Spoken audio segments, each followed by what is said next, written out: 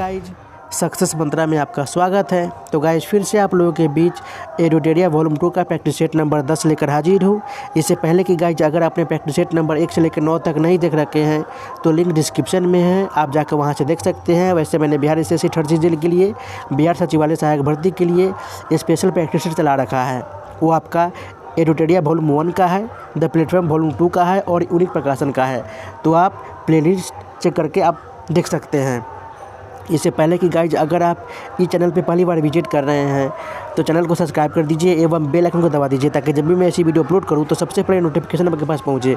Guys video अगर अच्छी लगी तो वीडियो को लाइक कर दीजिए एवं दोस्तों के साथ शेयर कर दीजिए एवं अपना स्कोर ज़रूर शेयर करें, कमेंट करें कि आपने कितना स्कोर किया है।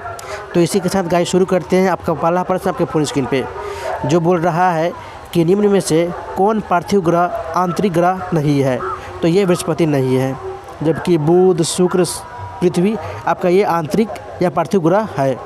तो ऑप्शन ए इसका सही उत्तर हो जाएगा, क्योंकि यह पृथ्वी के सदृश है। ये सूर्य और क्षुद्र ग्रहों के बीच पट्टी के बीच स्थित है, इसलिए ये आंतरिक ग्रह है एवं यह चट्टानों से बने होते हैं। अगला प्रश्न, निम्नलिखित में से किसने सबसे पहले बताया कि पृथ्वी गोल है? तो ये बताए थे पाइथागोरस। ऑप्शन सी इसका सही उत्तर हो जाएगा कि पृथ्वी गोल है। वही सर आइजैक न्यूटन ने बताया कि पृथ्वी नारंगी के समान है। वही जेम्स जीन ने नारंगी के बजाय नाशपाती के समान बताया है। वही आर्यभट्ट ने बताया कि पृथ्वी अपनी धुरी पर घूर्णन करती है एवं सूर्य के चारों ओर चक्कर लगाती है। अगला प्रश्न, निम्न में से कौन असत्य कथन की पहचान करे? तो असत्य कथन आपका हो जाएगा गुप्त सम्राट हिंदू धर्म के अनुयायी थे। यह कथन गलत है। ऑप्शन डी इसका सही उत्तर हो जाएगा, क्योंकि गुप्त सम्राट वैष्णव धर्म के अनुयायी थे। गुप्त काल में वैष्णव धर्म संबंधी सबसे महत्वपूर्ण जो कि अवशेष देवगढ़ यानी झांसी उत्तर प्रदेश के दशावतार मंदिर हैं। अगला प्रश्न, निम्न में से कौन गजनी का दरबारी कवि नहीं था? तो ये अमीर हसन नहीं था। ऑप्शन बी इसका सही उत्तर हो जाएगा।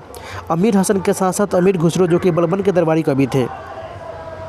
महमूद गजनी के दरबारी कवि अलबरूनी, फिरदौसी, उत्वी, फारूकी प्रमुख थे। अलबरूनी, फिरदौसी, उत्वी प्रमुख थे। अगला प्रश्न, विश्व की सर्वाधिक तीव्र ढाल वाली चोटी कौन सी है?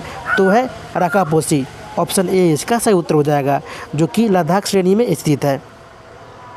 गाडविन ऑस्टिन जो कि यह भारत की सर्वोच्च पर्वत चोटी है एवं इसकी ऊंचाई 8,611 मीटर है। माउंट एवरेस्ट जो कि ये विश्व की सर्वोच्च पर्वत चोटी है जो नेपाल में स्थित है एवं इसकी ऊंचाई 8,850 मीटर है। एवं माउंट एकांकागुआ आपका ये दक्षिण अमेरिका में स्थित एंडीज पर्वतमाला की सर्वोच्च चोटी है। अगला प्रश्न, भारत के जनांकीय इतिहास में किस वर्ष को महान विभाजक वर्ष की संज्ञा दी जाती है? तो ये 1921 की संज्ञा दी जाती है, क्योंकि सन 1911 से 21 ईस्वी के बीच में भारत में जनसंख्या 10 की वृद्धि ऋणात्मक हुई है, घटी है। अगला प्रश्न, निम्न में से किस ऋतु को मानसून प्रत्यावर्तन का काल कहा जाता है? तो ये शरद ऋतु को कहते हैं। ऑप्शन डी इसका सही उत्तर हो जाएगा, क्योंकि शरद ऋतु 15 सितंबर से 15 दिसंबर तक पाई जाती है, जो मानसून पवनों के प्रत्यावर्तनों का भी काल कहते हैं। इस ऋतु में बंगाल की खाड़ी एवं अरब सागर में उष्णकटिबंधीय चक्रवातों की उत्पत्ति होती है। अगला प्रश्न, निम्न में से कौन सी मिट्टी कपास के लिए अधिक उपयुक्त होती है? तो है काली मिट्टी। ऑप्शन ए इसका सही उत्तर हो जाएगा, क्योंकि इनमें लोहा, चूना, कैल्शियम, पोटास, एल्युमिनियम एवं मैग्नीशियम कार्बोनेट की अधिकता पाई जाती है। वही नाइट्रोजन, फास्फोरस एवं जैविक पदार्थों की कमी होती है इस मिट्टी में। अगला प्रश्न, इंदिरा गांधी नहर का उद्गम स्थान कौन सा है? तो ये है हरिके बैराज, जो कि पंजाब के निकट ब्यास एवं सतलज नदी के संगम से होता है। इंदिरा गांधी नहर का उद्गम एवं इस नहर की लंबाई 649 किलोमीटर है। इंदिरा गांधी नहर जो कि राजस्थान की प्रमुख नहर है एवं इसे राजस्थान की मरुगंगा भी कहते हैं। अगला प्रश्न, रेल यात्रियों के लिए खोए हुए सामान को ट्रैक करने के लिए भारतीय रेलवे द्वारा किस मिशन की शुरुआत की गई है? तो ये मिशन अमानत की शुरुआत की गई है। ऑप्शन सी इसका सही उत्तर हो जाएगा, जिससे पता लगाया जा सकता है कि यात्री का सामान कहाँ खोया हुआ है। अगला प्रश्न, जनगणना 2011 के अनुसार बिहार में सर्वाधिक शिशु 0 से 6 वर्ष के लिंगानुपात वाला जिला कौन सा है? तो वह किशनगंज। ऑप्शन ए इसका सही उत्तर हो जाएगा। वहाँ पे शिशु लिंगानुपात की संख्या 971 है। उसके बाद कटिहार एवं अररिया है। वैसे बिहार का लिंगानुपात 918 है एवं शिशु लिंगानुपात 935 है। सर्वाधिक लिंगानुपात वाला जिला आपका गोपालगंज है एवं न्यूनतम लिंगानुपात वाला जिला मुंगेर है। अगला प्रश्न, निम्नलिखित में से बेमेल जोड़े की पहचान करें। बेमेल यानी वो सुमिलित नहीं हो, मिल नहीं हो। तो यहाँ पे आपका ऑप्शन सी है लक्षद्वीप, जो कि उष्णकटिबंधीय पर्णपाती वन पाए जाते हैं। यह कथन गलत है, मिल नहीं खा रही है। ऑप्शन सी इसका सही उत्तर हो जाएगा, क्योंकि लक्षद्वीप आपका ये अरब सागर में स्थित है एवं यहाँ पे उष्णकटिबंधीय सदाबहार सदाहरित वन पाए जाते हैं।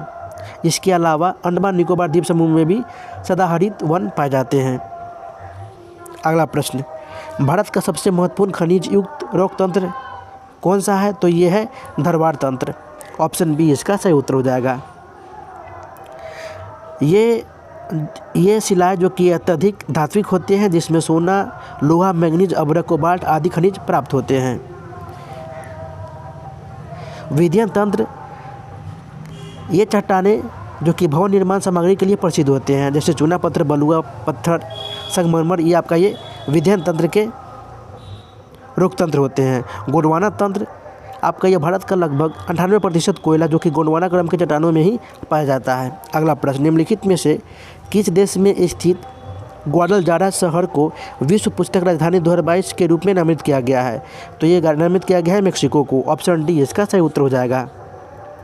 वर्ष 2022 के लिए मेक्सिको के ग्वाडलजारा शहर को विश्व पुस्तक राजधानी घोषित किया गया है। वहीं 2023 के लिए घाना के आकरा शहर को विश्व पुस्तक राजधानी के रूप में नामित किया गया है। अगला प्रश्न, निम्नलिखित में से कौन सी धातु हड़प्पा सभ्यता में नहीं पाई जाती। तो ये लोहा हड़प्पा सभ्यता में नहीं पाई गई थी। ऑप्शन डी इसका सही उत्तर हो जाएगा। आपका यहाँ पे हड़प्पा सभ्यता में सोना, तांबा, चांदी, कांसा ये धातुएँ पाई गई थी, मिली थी। वही लोहे की प्राप्ति उस समय नहीं हुई थी। लोहे की प्राप्ति या लोहे का प्रारंभ उत्तर वैदिक काल से माना जाता है।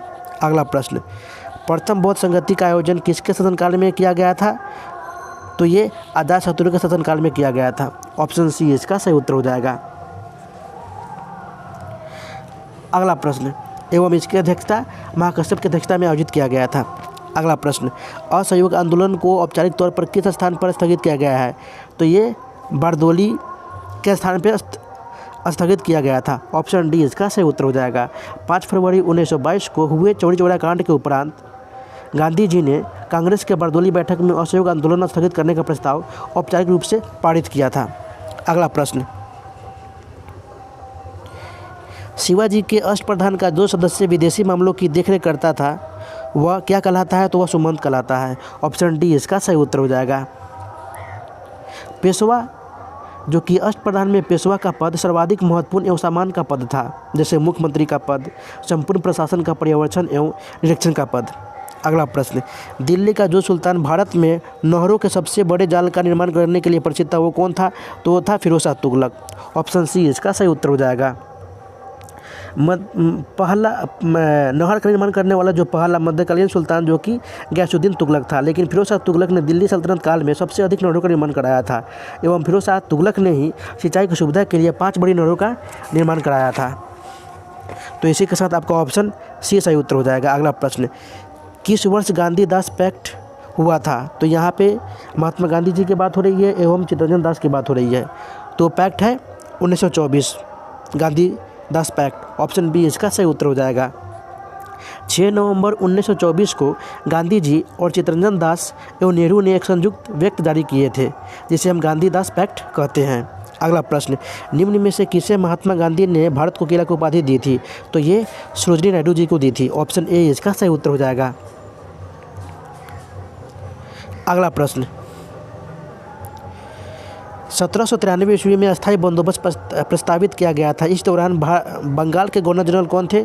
तो ये थे लॉर्ड कॉर्नवालिस। ऑप्शन सी इसका सही उत्तर हो जाएगा। 1793 ईस्वी में अस्थायी बंदोबस्त अथवा इस्तमरारी बंदोबस्त प्रस्तावित किया गया था। इस दौरान बंगाल के गवर्नर जनरल लॉर्ड कॉर्नवालिस थे, लेकिन अस्थायी बंदोबस्ती को व्यवहारिक रूप देकर कॉर्नवालिस भारत में जमींदारों का एक शक्तिशाली वर्ग तैयार करना चाहता था। अगला प्रश्न, 1927 ईस्वी में साइमन कमीशन का आविष्कार किया गया था क्योंकि साइमन कमीशन में कोई भारतीय सदस्य नहीं था। ऑप्शन ए इसका सही उत्तर हो जाएगा। 8 नवंबर 1927 को सर जॉन साइमन की अध्यक्षता में 6 सदस्यीय आयोग की स्थापना की गई थी, जिसमें सभी सदस्य ब्रिटेन के संसद सदस्य थे एवं इस आयोग को साइमन कमीशन कहते हैं। इस आयोग में किसी भी भारतीय को शामिल नहीं किया गया था। आयोग के विरोध के कारण लखनऊ में जवाहरलाल नेहरू, गोविंद वल्लभ पंत ने लाठियाँ खाई थी। वहीं दूसरी ओर लाहौर में लाठी की गहरी चोट के कारण लाला लाजपत राय की मृत्यु हो गई थी 1928 ईस्वी में। अगला प्रश्न, निम्नलिखित में से किस संस्था की स्थापना महात्मा गांधी ने नहीं की थी? तो ये विश्व भारती की स्थापना महात्मा गांधी जी द्वारा नहीं की गई थी। ऑप्शन सी इसका सही उत्तर हो जाएगा। विश्व भारती की स्थापना जो कि रविन्द्रनाथ टैगोर के द्वारा 1921 में पश्चिम बंगाल में शांति निकेतन में की गई थी। वही साबरमती आश्रम, सेवाग्राम आश्रम एवं फिनिक्स आश्रम की स्थापना गांधी जी के द्वारा की गई थी। अगला प्रश्न, निम्नलिखित में से कौन सी वास्तविक रूप से मछली है? तो यह समुद्री घोड़ा। ऑप्शन डी इसका सही उत्तर हो जाएगा। स्टार फिश जो कि हम बोलते हैं इकाइनोडम श्रेणी की एक जंतु है। जेली फिश जो कि ये सिलेंट्रेट संघ का एक जंतु है जिसे हम ओरेलिया भी कहते हैं। डॉग फिश ये आपका ये एक उपास्थि मीन है जिसे हम स्कोलियोडोन कहते हैं। अगला प्रश्न, यदि पृथ्वी का गुरुत्वाकर्षण बल अचानक लुप्त हो जाता है तो निम्न में से कौन सा परिणाम सही होगा? तो परिणाम हो जाएगा कि वस्तु का भार शून्य हो जाएगा लेकिन परंतु द्रव्यमान वही रहेगा। तो यहाँ पे आपका ऑप्शन ए सही उत्तर हो जाएगा।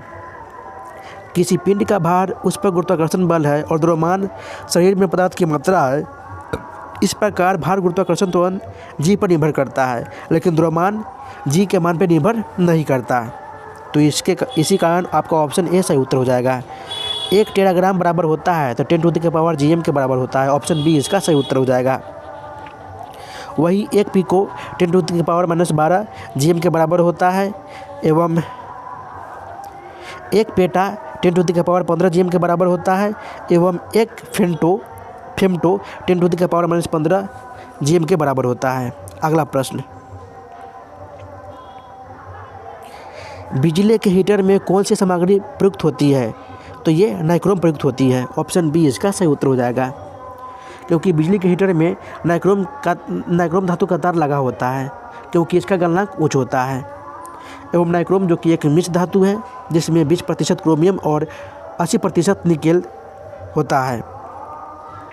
अगला प्रश्न, सामान्यतः प्रयुक्त होने वाले निम्नलिखित पदार्थों में से कौन मिश्र धातु नहीं है? तो यहाँ पे तांबा मिश्र धातु नहीं है। वैसे इस्पात, पीतल, कांसा आपका ये मिश्र धातु है। तांबा आपका ये धातु है, मिश्र धातु नहीं है। मिश्र धातु यानी दो या दो से अधिक धातु से मिलकर बना हो उसे मिश्र धातु कहते हैं। इस्पात आपका लोहा, क्रोमियम एवं कार्बन का मिश्र धातु है। पीतल तांबा एवं जस्ता का मिश्र धातु है। वही कांसा तांबा एवं टिन का मिश्र धातु है। जबकि यहाँ पे कांसा आपका ये तांबा एवं टिन का मिश्र धातु है। वही तांबा ऑप्शन डी आपका एक धातु है न कि मिश्र धातु। तो यहाँ पे आपका ऑप्शन डी सही उत्तर हो जाएगा। फ्यूज तार किसका मिश्र धातु है? तो फ्यूज तार सीसा एवं टिन का मिश्र धातु है। ऑप्शन डी इसका सही उत्तर हो जाएगा। जो कि लघुपथ के खतरों से बचने के लिए विभिन्न परिपथों में फ्यूज तार लगाए जाते हैं। अगला प्रश्न, निम्नलिखित में से किस पदार्थ का शुद्धिकरण ऊर्ध्वपातन विधि से नहीं किया जाता? तो ये फिटकरी का ऊर्ध्वपातन विधि से नहीं किया जाता है शुद्धिकरण। ऑप्शन डी इसका सही उत्तर हो जाएगा। कुछ ठोस पदार्थ ऐसे होते हैं जिन्हें गर्म करने पे वे द्रव अवस्था में आने के बजाय सीधे गैस अवस्था में बदल जाते हैं और गैस को ठंडा करने पर पुनः सीधे ठोस अवस्था में आ जाते हैं। इस प्रक्रिया को हम ऊर्ध्वपातन कहते हैं। अगला प्रश्न, अवतल दर्पण में प्रतिबिंब किस स्थिति में आभासी और सीधा बनेगा? तो ये जब वस्तु अवतल दर्पण के फोकस और ध्रुव के मध्य बीच हो तब उसकी प्रतिबिंब आभासी और सीधा बनेगा। ऑप्शन डी इसका सही उत्तर हो जाएगा।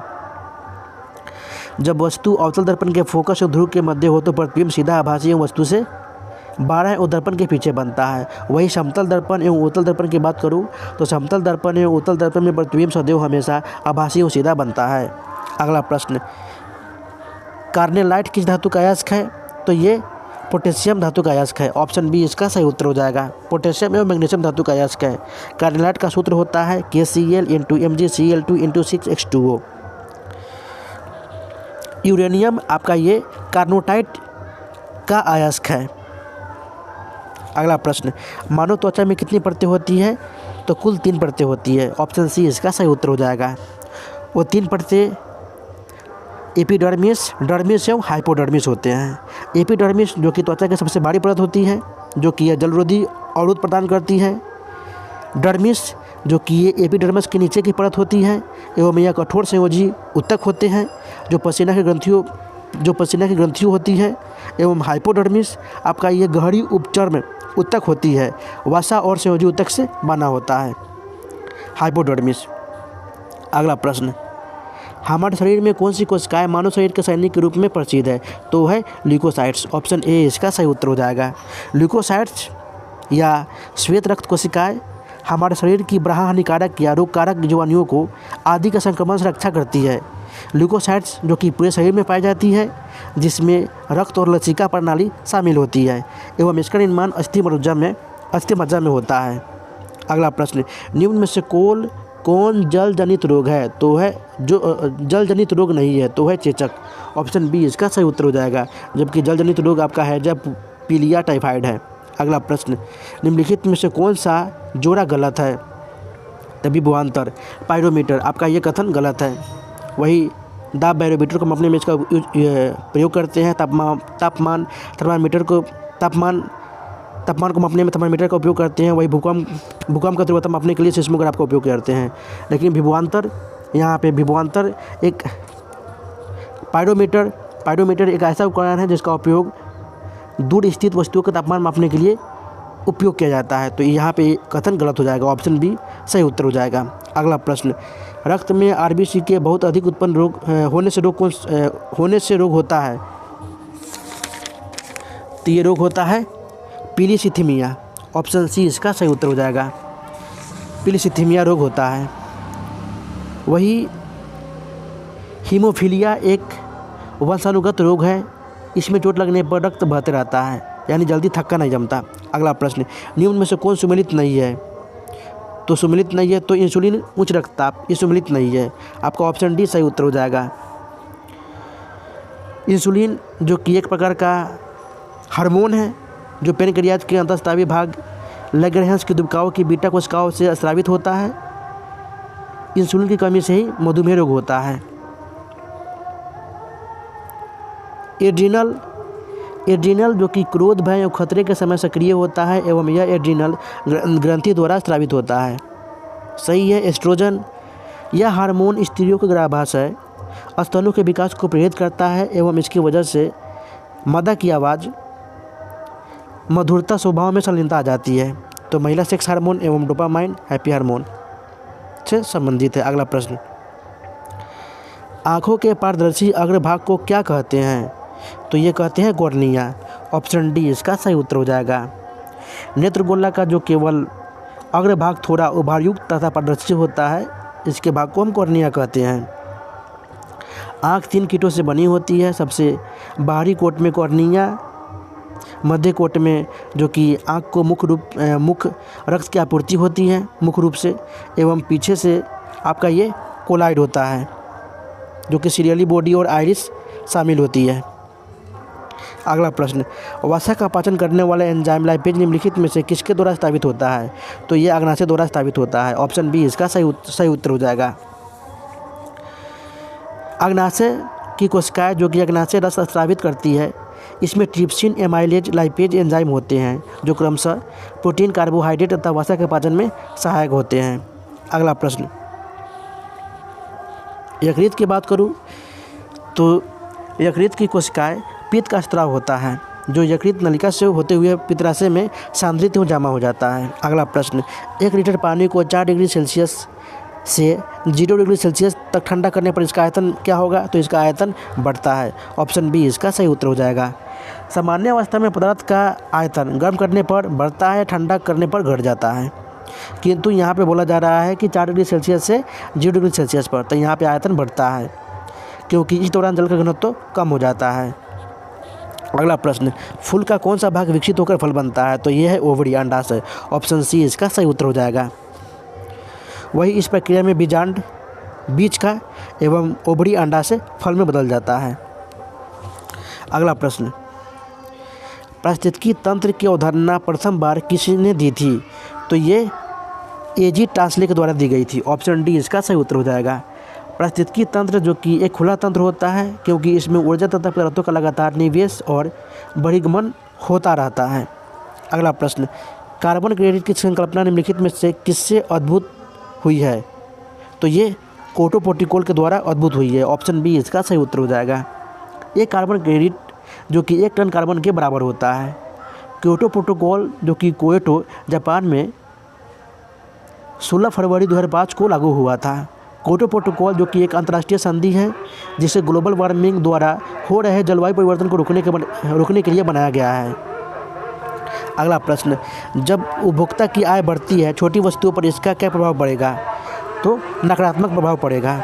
ऑप्शन ए इसका सही उत्तर हो जाएगा, क्योंकि उपभोक्ता की आय में वृद्धि होने से निकृष्ट वस्तुएं यानी छोटी वस्तुएं के स्थान पर अच्छी वस्तुएं खरीदेंगे, अच्छी वस्तुओं का उपयोग करने लगेंगे, तो नकारात्मक प्रभाव ही पड़ेंगे। अगला प्रश्न, किस समिति ने सर्वप्रथम सेवाओं पर कर लगाने की सिफारिश की थी?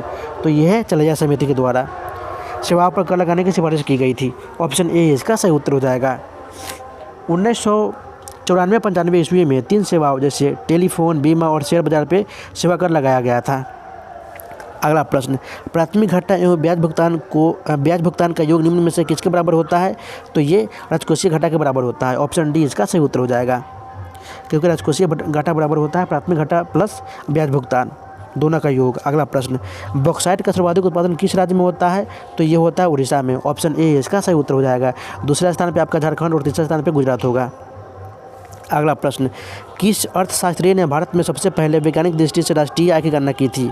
तो ये VKRB राव के द्वारा की गई थी। ऑप्शन बी इसका सही उत्तर हो जाएगा, जो कि भारत में सबसे पहले 1868 ईस्वी में दादा भाई नौरोजी ने राष्ट्रीय आय का अनुमान लगाया था एवं इनकी पुस्तक भी है poverty and un British rule in India. किसी भी राष्ट्र की अर्थव्यवस्था द्वारा पूरे वर्ष में उत्पादित वस्तुओं और सेवाओं के शुद्ध मूल्य के योग का राष्ट्रीय आय ही कहते हैं। मूल्य के योग को राष्ट्रीय आय कहते हैं। अगला प्रश्न, संयुक्त लोक सेवा आयोग का गठन किसके द्वारा किया जा सकता है? तो ये संसद के अधिनियमों द्वारा किया जा सकता है। ऑप्शन डी इसका सही उत्तर हो जाएगा। अनुच्छेद 315 के अनुसार 2 या 2 से अधिक राज्यों की आपसी सहमति से राज्यों के उस समूह के लिए एक लोक सेवा आयोग का गठन किया जा सकता है।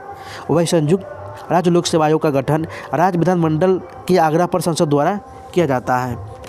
अगला प्रश्न, निम्नलिखित में से कौन सा कार्य भारतीय चुनाव आयोग का नहीं है? तो यह है पंचायतों का चुनाव करवाना। ऑप्शन ए इसका सही उत्तर हो जाएगा। वही भारतीय चुनाव आयोग का कार्य है निर्वाचन क्षेत्रों का परिसीमन, मतदाता सूची तैयार करना एवं राजनीतिक दलों का पंजीकरण। चुनाव आयोग जो कि संविधान के भाग 15 और अनुच्छेद 324 से 29 में उल्लेख किया गया है। चुनाव आयोग की स्थापना जो कि 25 जनवरी 1950 को की गई थी, जो कि एक अस्थायी संवैधानिक निकाय हैं। अगला प्रश्न, निम्नलिखित में से क्या भारत के संविधान की विशेषता नहीं है? तो ये है एकात्मक प्रणाली। ऑप्शन डी इसका सही उत्तर हो जाएगा, जबकि संघीयता, मूलभूत अधिकार, सत्ता का विभाजन यह भारत के संविधान की विशेषता है। अगला प्रश्न, संघ लोक सेवा आयोग के सदस्यों का कार्यकाल कितने वर्ष का होता है? तो ये 6 वर्ष का होता है। ऑप्शन ए इसका सही उत्तर हो जाएगा। संविधान के अनुच्छेद 316(2) के अनुसार संघ लोक सेवा आयोग के सदस्य का कार्यकाल 6 वर्ष का होता है एवं 65 वर्ष की आयु पूरी होने तक अपने पद पर रह सकते हैं। वही राज्य लोक सेवा आयोग के अध्यक्ष की बात करूं तो राज्य लोक सेवा आयोग के अध्यक्ष एवं अन्य सदस्यों की नियुक्ति राज्यपाल के द्वारा की जाती है एवं राज्य लोक सेवा आयोग के सदस्य की अवधि 6 साल की होती है एवं 62 वर्ष की आयु तक अपने पद पर रह सकते हैं। अगला प्रश्न, आर्थिक सर्वेक्षण 2021-22 का मूल विषय क्या है? तो यह है त्वरित दृष्टिकोण। ऑप्शन सी इसका सही उत्तर हो जाएगा। त्वरित दृष्टिकोण जिसे कोविड-19 महामारी की स्थिति में भारत के आर्थिक क्रियाकलाप के माध्यम से कार्यान्वित किया गया था। अगला प्रश्न, भारतीय संगठनात्मक व्यवस्था एकात्मक हो सकती है? तो यह बाहरी संकट के समय। ऑप्शन ए इसका सही उत्तर हो जाएगा, क्योंकि केंद्र के पास शक्ति का केंद्रीकरण हो जाता है। अनुच्छेद 352 के अंतर्गत लागू की गई आपात स्थिति की घोषणा के अंतर्गत भारत के संघात्मक ढांचे को एकात्मक रूप दिया जा सकता है। अगला प्रश्न, भारत के संविधान के अनुसार निम्नलिखित में से कौन सा एक अधिकार आपात में छीना जा सकता है? तो है छीना नहीं जा सकता, तो है जीवन का अधिकार। ऑप्शन सी इसका सही उत्तर हो जाएगा। संविधान के अनुच्छेद 20-21 में वर्णित अधिकार को छोड़कर सभी अधिकार छीना जा सकता है, इसलिए जीवन जीने का अधिकार को छीना नहीं जा सकता। अगला प्रश्न, वर्तमान में भारत के अटॉर्नी जनरल कौन है? तो ये है के वेणुगोपाल। ऑप्शन ए इसका सही उत्तर हो जाएगा। वही Chetan Sharma additional solicitor general of India है एवं तुषार मेहता आपका ही सॉलिसिटर जनरल ऑफ इंडिया है। अगला प्रश्न, आम चुनाव के लिए लोकसभा निर्वाचन का क्षेत्र किसके द्वारा निश्चित किया जाता है? तो ये परिसीमन आयोग के द्वारा निश्चित किया जाता है। ऑप्शन ए इसका सही उत्तर हो जाएगा। परिसीमन आयोग जो कि भारत सरकार द्वारा परिसीमन अधिनियम के अंतर्गत स्थापित आयोग है, इस संबंध में अधिसूचना भारत के राष्ट्रपति द्वारा जारी की जाती है। अगला प्रश्न, भारत अंतर्राष्ट्रीय व्यापार के 40वें संस्करण में किस राज्य ने स्वर्ण पदक जीता है? तो ये बिहार ने जीता है। ऑप्शन सी इसका सही उत्तर हो जाएगा। भारत व्यापार संगठन सर्वोधन संगठन यानी ITBO द्वारा अंतर्राष्ट्रीय व्यापार मेले में 40वां संस्करण दिल्ली के प्रगति मैदान में आयोजित किया गया था, जो कि इस बार का थीम था आत्मनिर्भर भारत। अगला प्रश्न, बोल रहा है कि सीमा सुरक्षा बल की स्थापना कब की गई थी? तो 1965 में की गई थी। ऑप्शन ए इसका सही उत्तर हो जाएगा। एवं इसका मुख्यालय नई दिल्ली में है एवं इसका गठन 1 दिसंबर 1965 को किया गया था। अगला प्रश्न, निम्नलिखित में से किसे 31वां ब्यास सम्मान 2021 से सम्मानित किया गया है? तो ये असगर वजाहत को सम्मानित किया गया है। ऑप्शन डी इसका सही उत्तर हो जाएगा। जो कि ये प्रख्यात लेखक हैं असगर वजाहत के नाटक महाबली को चुना गया था। यह इनकी पुस्तक 2019 में प्रकाशित हुई थी। अगला प्रश्न, राउरकेला इस्पात संयंत्र की स्थापना किस देश के सहयोग से की गई थी? तो ये जर्मनी के सहयोग से की गई थी। ऑप्शन सी इसका सही उत्तर हो जाएगा। राउरकेला जो कि उड़ीसा राज्य में स्थित राउरकेला इस्पात संयंत्र जर्मनी के सहयोग से स्थापित किया गया है, जो कि यह भारत में सार्वजनिक क्षेत्र का पहला एकीकृत इस्पात संयंत्र है। अगला प्रश्न, साख का मुख्यालय कहाँ स्थित है? तो काठमांडू में स्थित है। ऑप्शन ए इसका सही उत्तर हो जाएगा। एवं इसकी स्थापना 8 दिसंबर 1985 में हुई थी। एवं सार्क में 8 सदस्य शामिल हैं: बांग्लादेश, भूटान, भारत, मालदीव, नेपाल, पाकिस्तान, श्रीलंका तथा अफगानिस्तान। अगला प्रश्न, भवानी पटेल का संबंध किस खेल से है? तो ये टेबल टेनिस से है। ऑप्शन डी इसका सही उत्तर हो जाएगा। टोक्यो पैरालंपिक 2020 में भवानी पटेल ने टेबल टेनिस में भारत के लिए पहला रजत पदक जीता था। एवं अवनी लेखरा ने निशानेबाजी में पैरालंपिक में एकल संस्करण में 2 पैरालंपिक पदक जीते थे। अगला प्रश्न, भारत के प्रथम महिला नोबेल पुरस्कार विजेता का नाम क्या है? तो ये है मदर टेरेसा। ऑप्शन बी इसका सही उत्तर हो जाएगा। अल्बानियाई मूल की जो कि भारतीय मदर टेरेसा को गरीब, असहाय और मरीजों की सेवा करने के लिए 1979 ईस्वी में शांति के नोबेल पुरस्कार से सम्मानित किया गया था। एवं 1980 ईस्वी में मदर टेरेसा को देश के सर्वोच्च सम्मान भारत रत्न से नवाजा गया था। मदर टेरेसा ने ज़रूरतमंदों की मदद के लिए एक संस्था मिशनरी ऑफ चैरिटी स्थापित की है, जो आज भी देश और दुनिया में लोगों की सेवा कर रही है। अगला प्रश्न, देश में सबसे किस राज्य के चुनाव में ईवीएम का प्रयोग किया गया था? तो ये केरल में किया गया था। ऑप्शन ए इसका सही उत्तर हो जाएगा। सबसे पहले 1982 में केरल के विधानसभा चुनाव में किया गया था ईवीएम का प्रयोग। अगला प्रश्न, सितंबर 2022 में शंघाई सहयोग संगठन SCO की 22वीं बैठक का आयोजन कहाँ किया गया है? तो ये उज्बेकिस्तान में किया गया है। ऑप्शन ए इसका सही उत्तर हो जाएगा। वही 2021 में तजाकिस्तान में 21वीं बैठक का आयोजन किया गया था। अगला प्रश्न, निम्नलिखित में से कौन सुमेलित नहीं है? तो यहाँ पे विश्व विज्ञान जो कि पैथोलॉजी से संबंधित है, यह कथन सुमेलित नहीं है। ऑप्शन डी इसका सही उत्तर हो जाएगा, क्योंकि विश्व विज्ञान टॉक्सिकोलॉजी कहा जाता है। विश्व विज्ञान को टॉक्सिकोलॉजी कहा जाता है, वही रोग विज्ञान को पैथोलॉजी कहते हैं। तो यहाँ पे आपका ऑप्शन डी सही उत्तर हो जाएगा। अगला प्रश्न, भारत के प्रथम लोकसभा अध्यक्ष कौन थे? तो ये थे गणेश वासुदेव मावलंकर। ऑप्शन डी इसका सही उत्तर हो जाएगा। वही द्वितीय लोकसभा अध्यक्ष थे एन अनंत शयनम आयंकर। एवं प्रथम लोकसभा का गठन 1952 में हुआ था। तो यहाँ पे गाइस 20 क्वेश्चन समाप्त हो गया। तो गाइज आपसे रिक्वेस्ट है कि अगर आप इस चैनल पे पहली बार विजिट कर रहे हैं, आए हैं, तो चैनल को सब्सक्राइब कर दीजिए एवं बेल आइकन को दबा दीजिए। तो फिर मिलते हैं नेक्स्ट वीडियो में, तब तक के लिए गुड बाय, जय हिंद, टेक केयर ऑफ योरसेल्फ।